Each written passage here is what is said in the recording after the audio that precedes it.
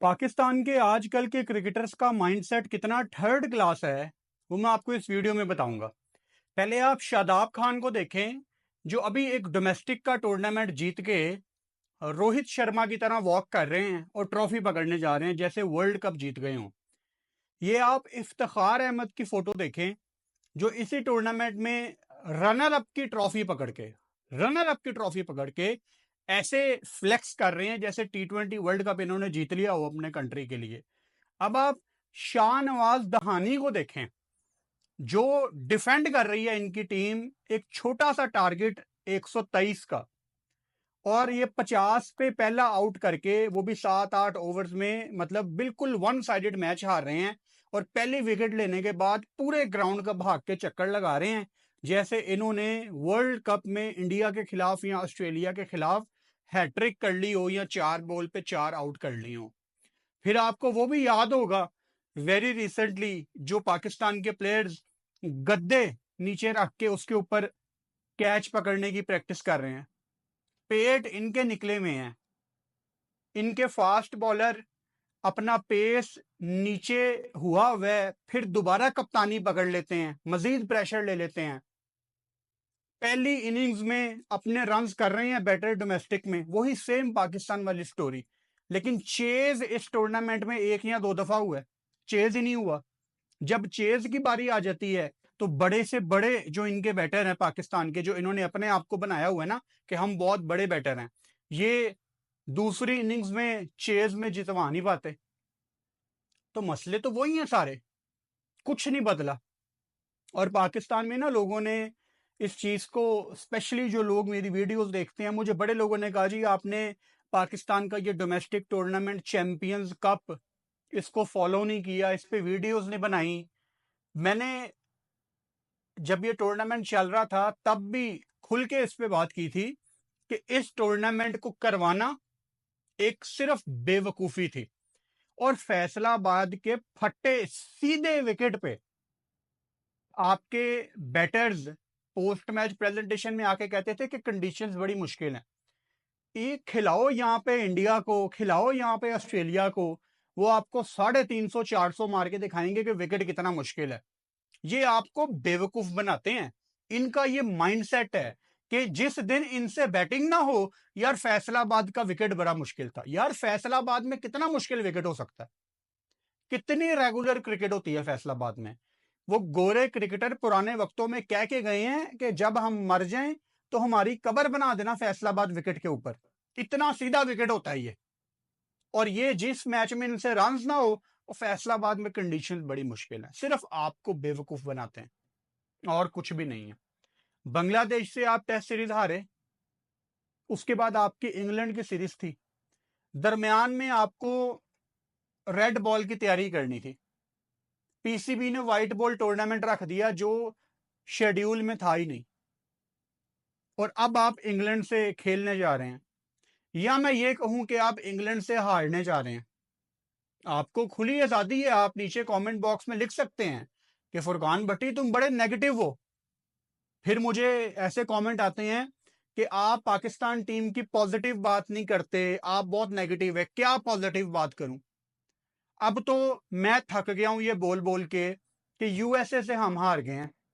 अफगानिस्तान के खिलाफ हमारे माइंडसेट एक्सपोज हो जाते हैं जब हम टॉस में 270 का कहते हैं और वो वन साइडेड जीत जाते हैं। जिम्बाब्वे आपको हरा देती है, बांग्लादेश आपको यहाँ पे आके वन साइडेड हराती है। क्या पॉजिटिव बात करूं मैं? फैसलाबाद में लोग अपने फेवरेट बैटर को देखने आए, इस चीज को अप्रिशिएट करूं मैं? देखिए मुझे ना बड़ी छोटी छोटी चीजों की तकलीफ है, मेरी तकलीफ आपने समझनी है। एक मेरी बहुत बड़ी तकलीफ ये है कि अगर आपने डोमेस्टिक का टूर्नामेंट करवाई दिया था ना, तो इसमें स्पीड गन क्यों नहीं थी?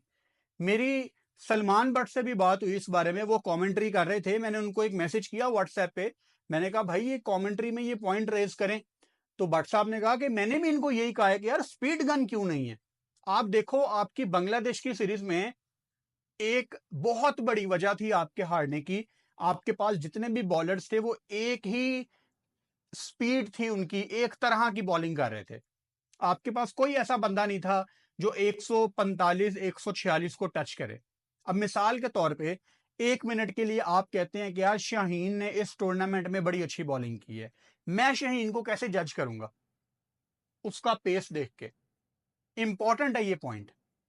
आप मेंटोर्स को, जिनका कोई काम नहीं था, आप उनको 50-50 लाख रुपया बांट रहे हैं। एक स्पीड गन आपसे डोमेस्टिक के मैच में नहीं लगाई गई। अब मुझे बताएं, मेंटोर्स को 50 लाख देना इंपॉर्टेंट था या डोमेस्टिक टूर्नामेंट में स्पीड गन लगाना इंपॉर्टेंट था? ये छोटी छोटी चीजें हैं जिससे आपकी क्रिकेट इंप्रूव हो सकती है। हारिस राउफ ने जब लाहौर कलंदर के ट्रायल दिए थे, उन्होंने क्या 145 का बॉल फेंका था शायद, तो वो स्पीड गन थी उस टाइम, तो वो साइड पे हो गए कि यार ये स्पेशल टैलेंट है। वहां पे स्पीड गन ना होती। ये एक छोटा सा पॉइंट है जो मैं आपको समझाना चाह रहा हूं कि इनकी डायरेक्शन, अब जितने भी आपके मेंटोर हैं, अगर इन्होंने असल में मेंटोरिंग करनी होती तो ये पीसीबी को नहीं कह सकते थे कि यार आप एक बेसिक चीज तो लगाएं, स्पीड गन, चाहे हमारे पैसों से लगवा लें। और कोई ज्यादा महंगी नहीं आती स्पीड गन यार, मेरे हिसाब से सस्ती से सस्ती भी स्पीड गन $300-400 की आ जाएगी यार। 1-1.5 लाख रुपए की सस्ती से सस्ती स्पीड गन आ जाती है। तो क्या डायरेक्शन है आपकी? क्या पॉजिटिव बातें की जाएं पाकिस्तान क्रिकेट के बारे में? वो कल शान मसूद की प्रेस कॉन्फ्रेंस सुन लें, वो भी वही किताबी बातें कर रहे हैं कि जी हमें पॉजिटिव होना पड़ेगा, हमें रिस्पॉन्सिबिलिटी लेनी पड़ेगी। भाई किसको? आप सबको लेनी पड़ेगी। मैंने शान को क्लियर एक मैसेज दिया था अपनी वीडियोस के जरिए, एंड आई एम 100% श्योर शान ने वो वीडियोस देखी हैं। किसी वजह से मैं आपको ये कंफर्म कर सकता हूं कि शान ने ये मेरा मैसेज सुना है। तो मैं दोबारा से शान को एक रिमाइंडर देना चाहता हूं कि भाई अगर आपने अपनी लेगेसी छोड़नी है ना, तो आपको मुश्किल कॉल्स लेनी पड़ेंगी। वो कल प्रेस कॉन्फ्रेंस में सवाल हुआ कि बाबर आजम लगातार रन नहीं कर रहे, आप कामरान गुलाम को क्यों नहीं रिप्लेस करते? हम ये नहीं कह रहे कि बाबर आजम को आप टीम से निकाल दें, बाबर नहीं निकलता टीम से बाहर भाई, लेकिन वो रेस्ट तो कर सकता है ना 1-2 मैच में। आपने कहीं ना कहीं तो एक शटअप कॉल देनी है ना। किसने सख्ती की? मतलब मुझे हैरानगी है, पाकिस्तान के टेस्ट कोच जैसन गिलेस्पी भी टीवी पे आके बाबर की फॉर्म की बात कर रहे हैं, फिटनेस की बात कोई नहीं कर रहा। तो जब आप अपने इश्यूज को खुद ही आइडेंटिफाई नहीं करेंगे, आप खुद अपने इश्यूज को एक्सेप्ट करके उनको एड्रेस नहीं करेंगे, तो कहां इंप्रूवमेंट आएगी? अभी तो आप डिनाइल में है ना कि नहीं हमारे तो ये इश्यूज ही नहीं है।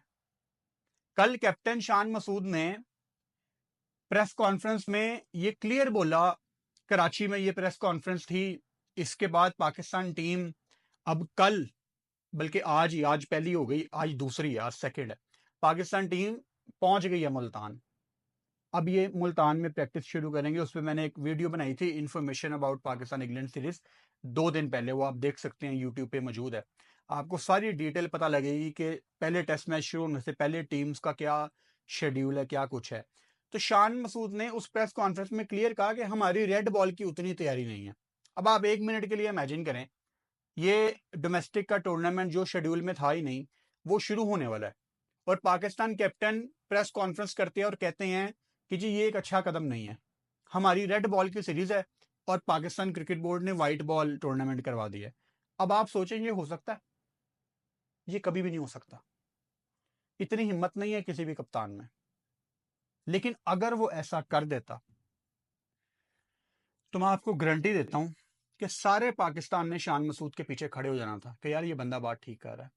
आप रेड बॉल सीरीज हारे हैं, आप व्हाइट बॉल का टूर्नामेंट करा रहे हैं, अब दोबारा आप रेड बॉल खेल रहे हैं, तो तैयारी तो आपने बिल्कुल नहीं की, कोई तैयारी नहीं की। यहां तो होता ना कि आपका जो टेस्ट का स्क्वाड है, ये सारे लड़के आपस में 3 डे 4 डे मैच खेलते, आपके पास अच्छे खासे बॉयज मौजूद हैं जिनकी 2-2 3-3 टीम्स बना के आप दरमियान में, ये बांग्लादेश इंग्लैंड सीरीज के दरमियान, इनको रेड बॉल की प्रैक्टिस करवाते, सिनेरियोज देते।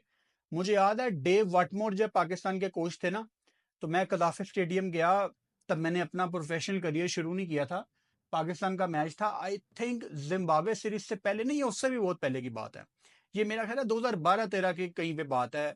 जहां पे पाकिस्तान टीम की प्रैक्टिस चल रही थी और बहुत डिफरेंट किस्म की प्रैक्टिस हो रही थी। 5-5 6-6 प्लेयर्स की टीम्स थी। तो मैंने पता किया, मैंने कहा ये क्या चल रहा है, तो मुझे पता लगा ये सिनेरियो प्रैक्टिस हो रही है कि एक ग्रुप है 5-5-6 लड़कों का, उनको कहा गया कि जी आपने 8 ओवर में आपने 130 चेस करना है और बाकी सारे उसको रोक रहे हैं, फील्डिंग पूरी है। तो सिनेरियो आप बहुत डिफरेंट तरीकों से आप इनको प्रैक्टिस करा सकते हैं। फिर अजीब अजीब बातें निकल के बाहर आ रही हैं कि जी आपने जो लड़के फ्लॉप हो रहे हैं आपने उनको भी बैक करना है। यार मैं हमेशा कहता हूं आप अपने लड़कों को बैक करें, लेकिन जिनके इश्यूज हैं फिटनेस के उन पे तो आपको कॉम्प्रोमाइज नहीं करना चाहिए। मैं कोई गलत बात कह रहा हूं तो मुझे बता दें।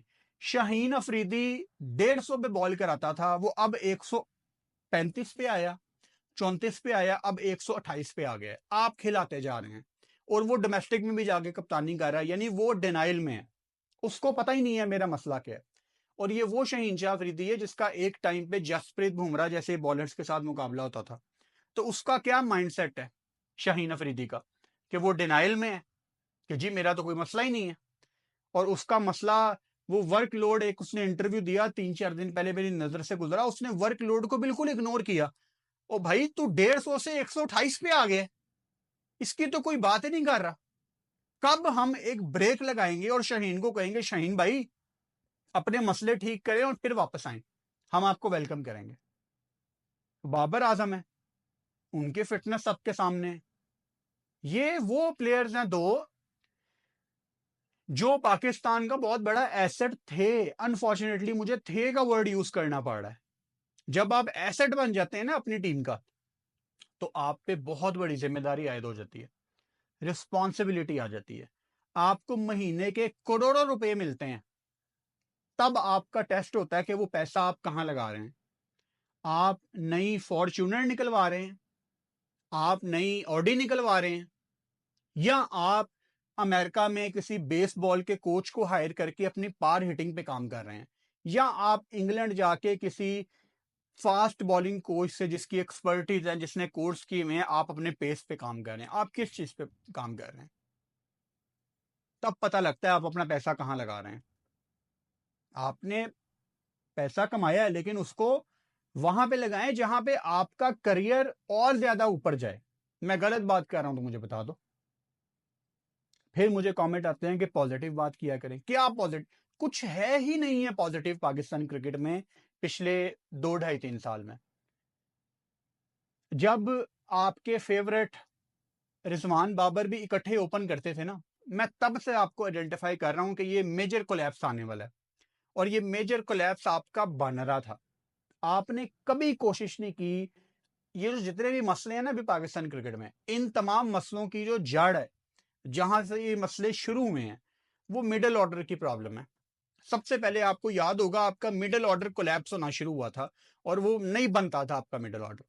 आपके मिडिल ऑर्डर को ठीक करने का एक बड़ा आसान हल था कि जो सबसे अच्छे 2 बैटर हैं वो सारा प्रेशर लेने नीचे खुद आ जाएं और वो करके दिखाएं कि that's how you do it यार। अब बाबर आजम ने या रिजवान ने जब अपनी शुरुआत की थी करियर की, वो क्या थे? मिडिल ऑर्डर में खेलते थे ना। पाकिस्तान टीम की रीढ़ की हड्डी स्पेशली बाबर आजम, 1 डाउन आए, 2 डाउन बैटिंग की उन्होंने अपने करियर में, पूरी टीम को साथ लेकर चलना है। लेकिन जब आपके सबसे अच्छे बैटर ओपनर आ जाएंगे और उनके फारग होने के बाद नीचे कुछ होगा ही नहीं, तो टीम कैसे आगे जाएगी? देखें, मैं मान लेता हूं बाकी सारे नालायक हैं, बाकी सारे नालायक हैं, लेकिन जिसके अंदर ये स्किल मौजूद है फिर वो प्रेशर ले ले सारा। क्रिकेट तो बड़ी अजीब गेम है, क्रिकेट में यही होता है। अब विराट कोहली ने जितने अपनी पीक पे मैच जितवाए हैं वो अकेला जितवाता था। 27,000 रन उसने किए हैं। सुबह वीडियो उस पर आई थी, वो देखना जाके किन ग्रेड्स में उसकी उसका नाम आता है, किस लिस्ट में है वो। मुकाबला करना है पूरा, लेकिन काम नहीं करना है वो वाले जो करके गया वो कोहली, बल्कि कर रहा है अभी भी। मिसालें देनी है विराट कोहली की, लेकिन उसके पास आपकी तो फिटनेस ही नहीं है। और परफॉर्मेंस छोड़ो, कभी 2 दिन वो खा के दिखाओ जो कोहली खाता है। वो कहता है मैं टेस्ट के लिए खाता ही नहीं हूं, कभी वो करके तो दिखाओ। वो पाकिस्तानी फूड व्लॉगर है आशिर, आशिर है ना बॉय का नाम।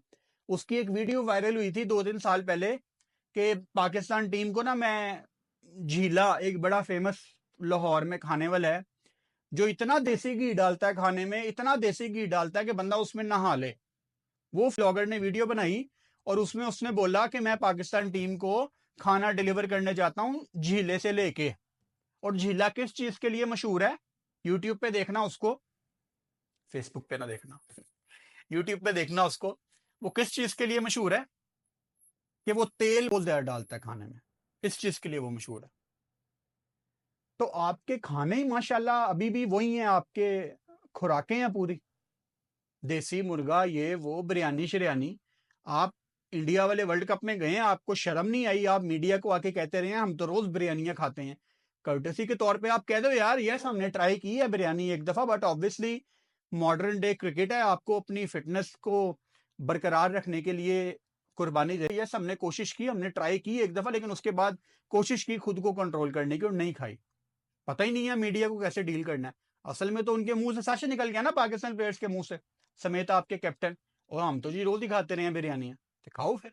वो नजर भी आ रही हैं, वो नजर भी आ रही हैं बिरयानियां जो खाई हुई है ना, वो नजर आती हैं सारी। तो फॉर्म तो बड़ी दूर की बात है। आपके ये क्रिकेटर्स एक थर्ड क्लास माइंडसेट से इनका ताल्लुक है, ये एथलीट बिल्कुल नहीं है। और मुझे शर्म आती है जब कोई इनको एथलीट कहता है। एथलीट ये नहीं होते, एथलीट देते हैं कुर्बानी, एथलीट करते हैं सेक्रीफाइस, एथलीट करते हैं एग्जाम्पल कायम, एथलीट करते हैं सबसे मुश्किल पोजीशन में परफॉर्म, और सारी दुनिया के लिए एक प्रेशर बताते हैं कि सारी दुनिया को कि प्रेशर क्या चीज होता है।